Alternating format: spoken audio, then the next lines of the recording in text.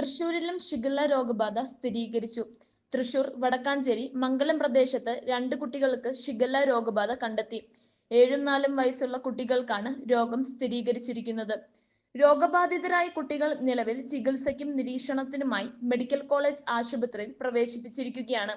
ഇവരുടെ ആരോഗ്യനില തൃപ്തികരമാണെന്നാണ് ലഭിക്കുന്ന വിവരം. സംഭവത്തെ തുടർന്ന് ആരോഗ്യവകുപ്പിന്റെ നേതൃത്വത്തിൽ പ്രദേശത്ത് പ്രതിരോധ പ്രവർത്തനങ്ങൾ ശക്തമാക്കി.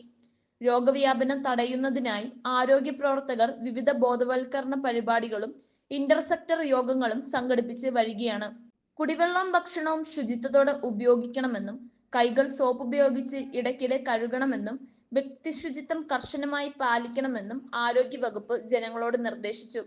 ഷിഗല്ല രോഗലക്ഷണങ്ങളായ വയറിളക്കം, പനി, വയറുവേദന തുടങ്ങിയവ അനുഭവപ്പെടുന്നവർ ഉടൻ തന്നെ ചികിത്സ തേടണമെന്നും ആരോഗ്യ വിദഗ്ധർ മുന്നറിയിപ്പ് നൽകി. ഇതോടെ സംസ്ഥാനത്ത് ഷിഗല്ല രോഗബാധയെക്കുറിച്ചുള്ള ജാഗ്രത കൂടുതൽ ശക്തമാക്കിയിരിക്കുകയാണ്.